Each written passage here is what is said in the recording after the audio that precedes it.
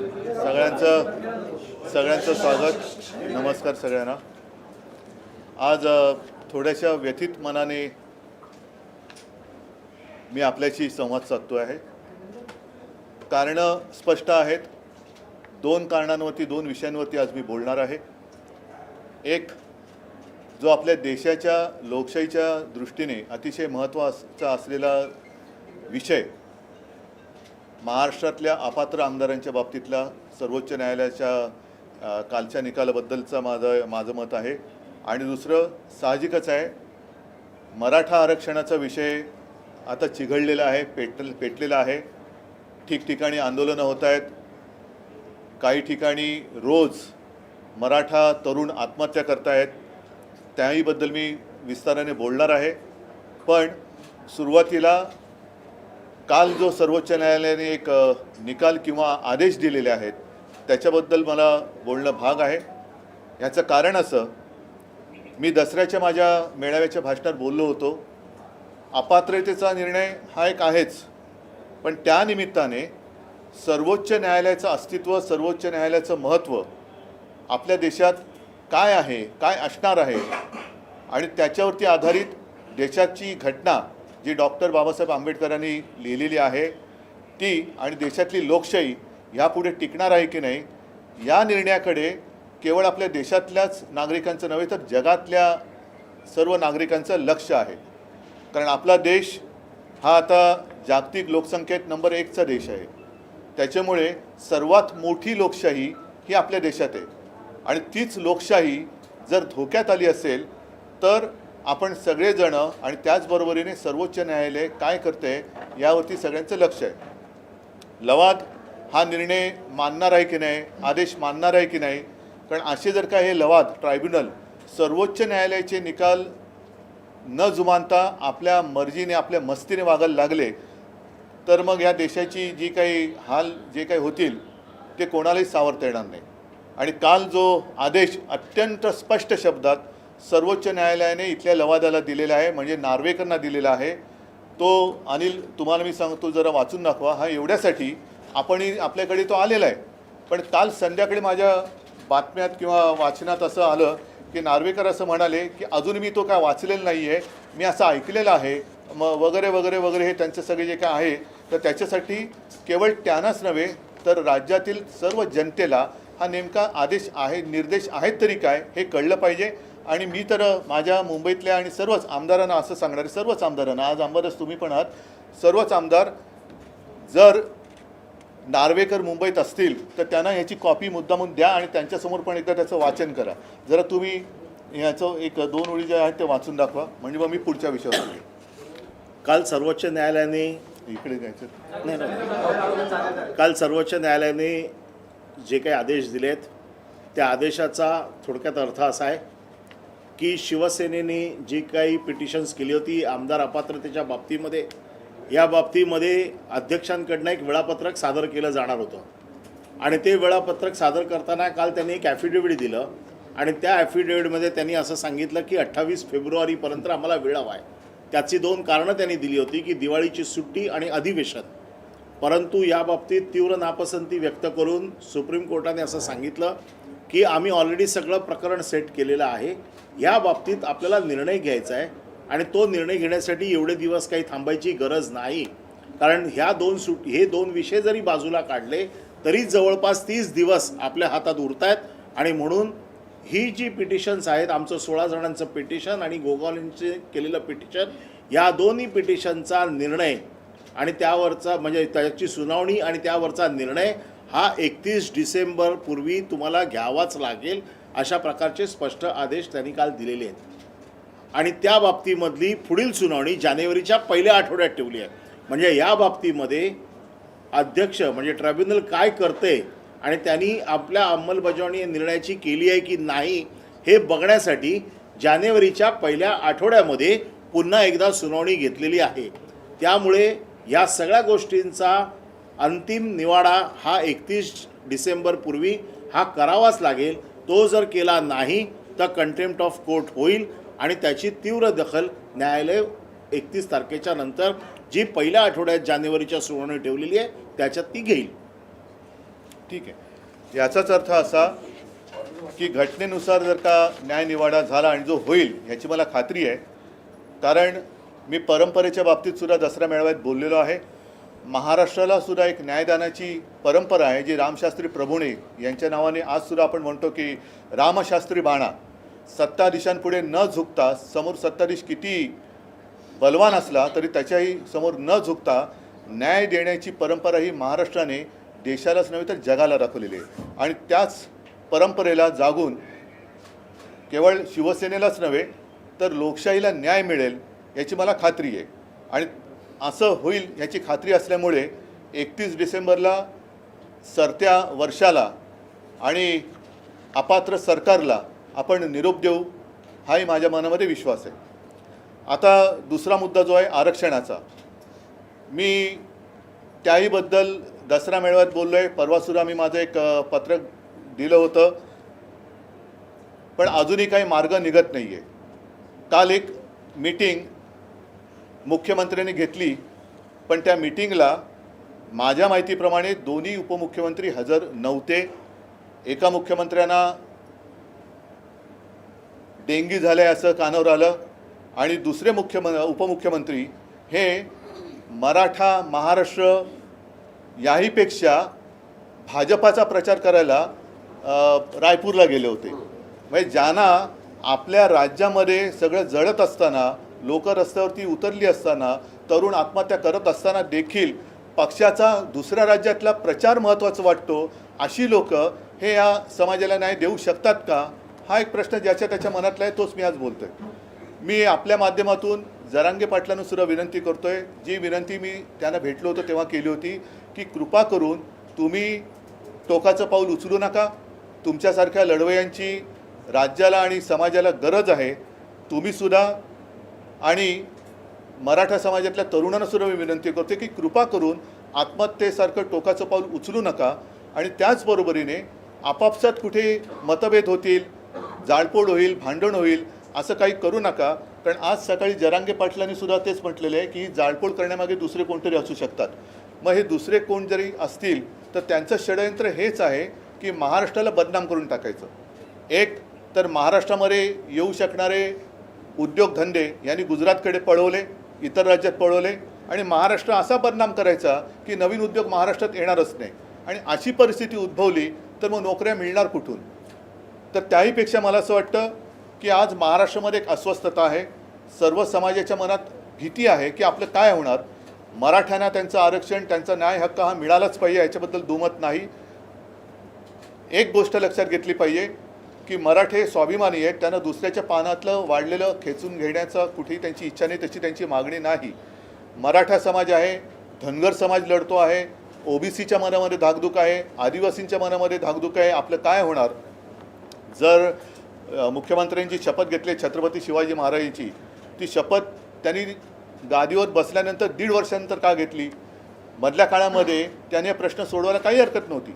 आणि आजसुद्धा जर ते राज्याच्या पातळीवरती हा विषय सोडवत असतील तर काही करा, पण मार्ग काढा. आमच्याशी मी मागेही बोलूही नका, तुम्ही मार्ग काढा, आम्ही तुमच्या सोबत आहोत, आम्ही तुमच्या सोबत आहे. पण महाराष्ट्राची जी एकजूट आहे, महाराष्ट्राची जी एकता आहे, ती संपवण्याचा प्रयत्न जर कोण करत असेल तर महाराष्ट्राने सुद्धा सावध होण्याची आज गरज आहे.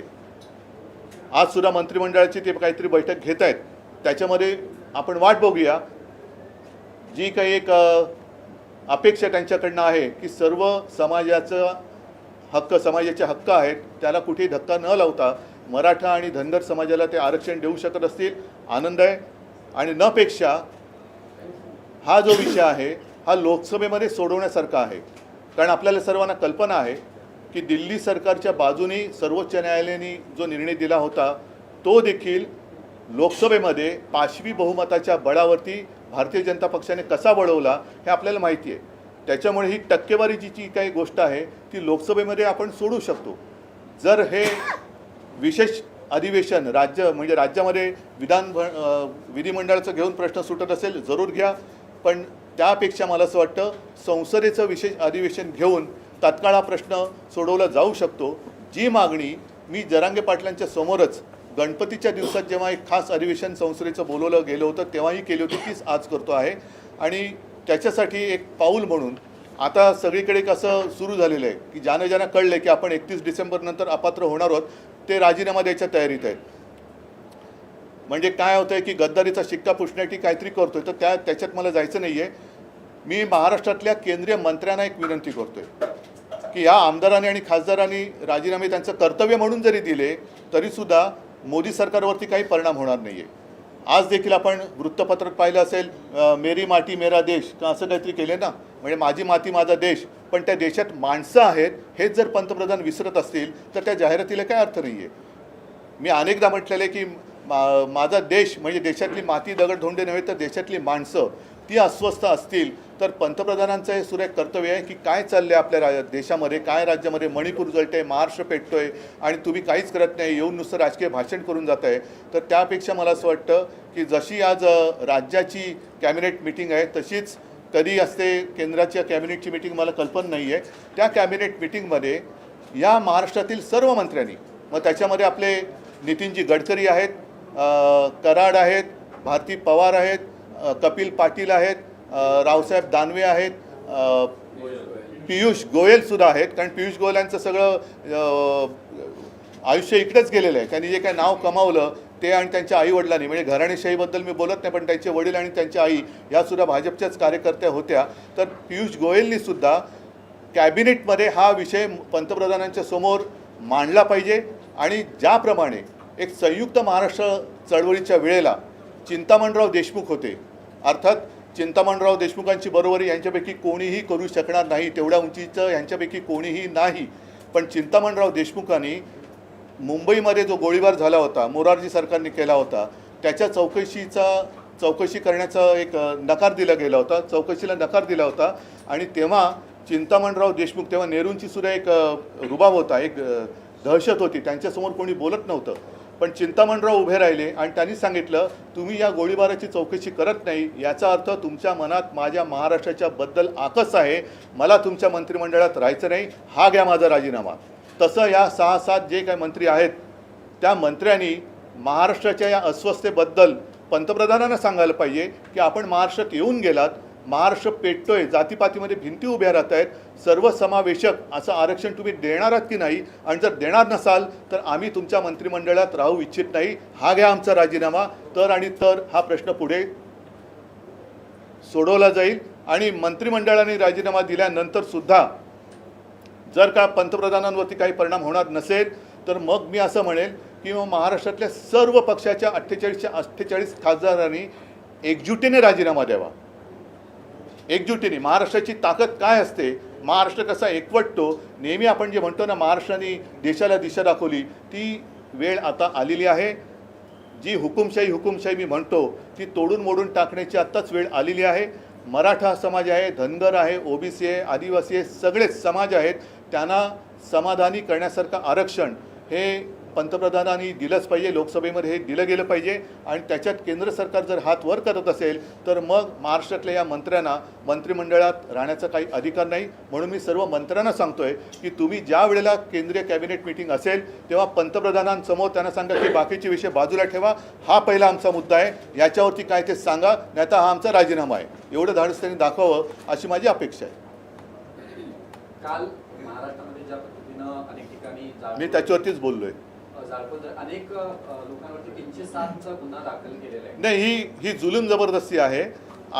मी आणखीन पण काही वाचले की शासन आपल्या दारी म्हणून जे काही थोतांड चाललेलं आहे तो कार्यक्रम नीट होण्यासाठी आमच्यासह काही इतर पक्षाच्या कार्यकर्त्यांच्या, म्हणजे शासन आपल्या दारी आणि पोलीस आपल्या घरी, हा कोणता प्रकार आहे, हे कोणतं सरकार आहे? मुख्यमंत्री असं म्हणतायत कालच्या बैठकीमध्ये की हे मागच्या सरकारचं फेल्युअर आहे, सर्वोच्च न्यायालयात बाजू मागच्या सरकारमध्ये ते सुद्धा होते. आणि एक नीट लक्षात घ्या की ज्या वेळेला आमचं सरकार आलं त्याआधी सर्वोच्च न्यायालयात ही केस गेलेली होती. आमचं सरकार आल्यानंतर आम्ही त्यांच्या वकिलांमध्ये कुठेही फरक केलेला नव्हता. जे वकील आधीच्या सरकारने नेमले होते तेच ते नेमले होते.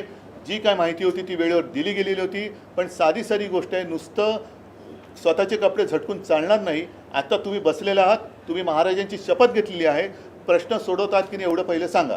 नहीं, अभी इतनी सारी बात मैं हिंदी में कैसे कर सकता हूँ? आप तुम्ही जो मुद्दा मांडला भावनिक आणि पंतप्रधानांवर एक दबाव निर्माण करणं नाही नाही, दबावाचं नाही मी म्हणत आहे, नाही, पण प्रश्न सोडवण्यासाठी शेवटी मुळापर्यंत जाण्याची गरज आहे. विधानसभेचं अधिवेशन घेऊन हा प्रश्न सुटत असेल तो मागेही आपण केलेला आहे. आज अधिवेशन घ्यायचं तर आत्ता अधिवेशन घ्या, आमची तयारी आहे. आम्ही पूर्णपणे या आरक्षणाच्या बाजूने आहोत, पण विषय सोडवा. नाही, पण कोर्टात हा मुद्दा टिकत नाही. म्हणूनच मी ते दुसरं उदाहरण दिलं की एक तर कोर्टाचा निकाल फिरवण्याचा अधिकार लोकसभेला आहे, जो त्यांनी दिल्ली सरकारच्या बाबतीत केला. पण ही टक्केवारीची जी काही एक अडचण आहे ती सोडवण्याचा सुद्धा अधिकार केवळ आणि केवळ संसदेला आहे असं मला वाटतं. त्या पलीकडे जर कोणी आणखीन हुशार असतील त्यांचा सल्ला घ्या, पण हा विषय सोडवा.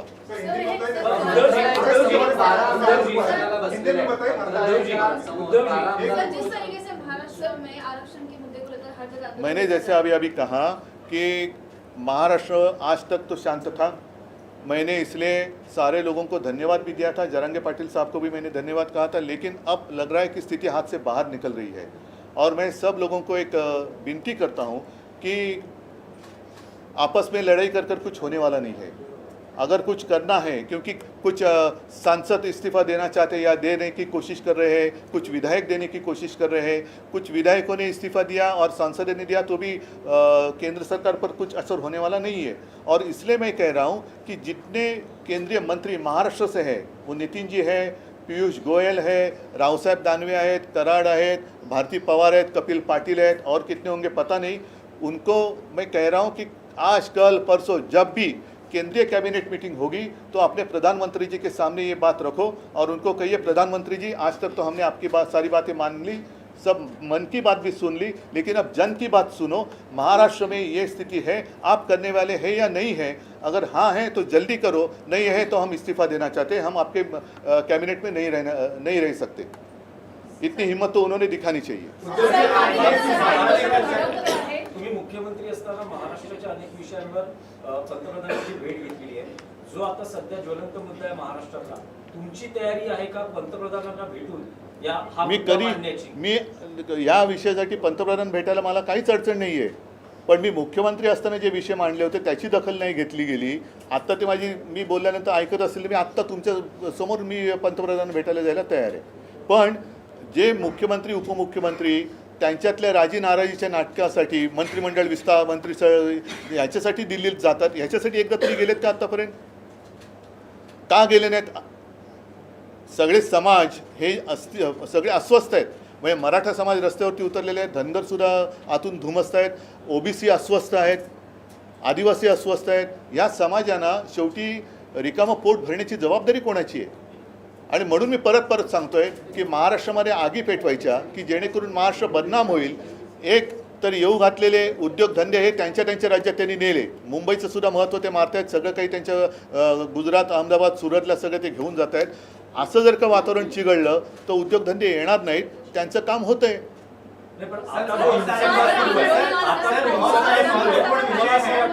या आधी मराठा मोर्चा जवळपास 58 मराठा मोर्चा निघाले, शांततेत निघाले. पण आता जे आंदोलन सुरू आहे, हिंसाचार सुरू झालेले आहेत, दगडफेक, जाळपोळ, आंदोलन भरकटलंय असं तुम्हाला वाटतं? नाही, मी आत्ता त्याच्याबद्दल काही भाष्य करणं योग्य नाही आहे, कारण शेवटी प्रत्येकाचा एक संयमाची सीमा असते. जरांगे पाटील या विषयात ती सकाळी बोलत, मी ते अजून नीट ऐकलेलं नाही. पण मी पुन्हा सगळ्यांना एक विनंती करतोय की कृपा करून आपापसामध्ये अशी दंगली भडकवणं हे योग्य नाही. शेवटी आपल्या मराठी माणसाचं, मराठ्यांचं नुकसान होतं आहे. जिकडे न्याय मिळणार आहे तिकडेच आपल्याला आता त्या रोखाने प्रयत्न करावे लागतील. मी परत एकदा सांगतो की महाराष्ट्रातले जेवढे कॅबिनेट मंत्री दिल्लीच्या मोदी सरकारमध्ये आहेत त्यांनी तातडीने मोदींची भेट घेण्यापेक्षा कॅबिनेट बैठकीमध्ये सर्व विषय बाजूला ठेवून महाराष्ट्रातली अस्वस्थता मोदींच्या समोर मांडावी. आणि जर पंतप्रधान ह्याच्यामध्ये हस्तक्षेप करायला तयार नसतील तर मात्र मला असं वाटतं या सर्व मंत्र्यांनी मंत्रिपदाचा राजीनामा दिला पाहिजे.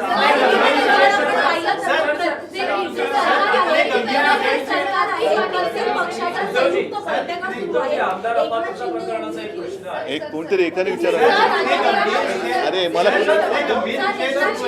त्यांच्या पक्षातील आमदारांची बैठक बोलवली आहे. काल देवेंद्र फडणवीस यांनी देखील कोर कमिटीची बैठक घेतली, अजित पवार यांनी देखील आमदारांची बैठक बोलले. तर संयुक्त बैठक घेण्यापेक्षा सर्व पक्षीय आमदारांची बैठक किंवा नेत्यांची बैठक का घेतली जात नाही? ऐका एक मिनिट, सर्वदलीय बैठक बोलवली आहे. अरे जरा ऐका ना, जरा एका प्रश्नाचं उत्तर देऊ द्या. आता जे मी म्हटलं ना तुम्हाला की काही खासदारांनी राजीनामे दिले, हे कोण आहेत जे सत्तेमध्ये आहेत त्यांनी? अरे सत्तेत आहेत तर प्रश्न सोडवा ना, राजीनामे कशाला देत आहे? मंत्र्यांनी राजीनामा दिले पाहिजे. सत्तेत आहे तर जाऊन बसा तुम्ही, मुख्यमंत्र्यांच्या तिकडे बसा, उपमुख्यमंत्र्यांकडे, तुम्ही खासदार आहात ना, तर जा ना संसदेत, आणि संसदेत आवाज का नाही उठवला आजपर्यंत?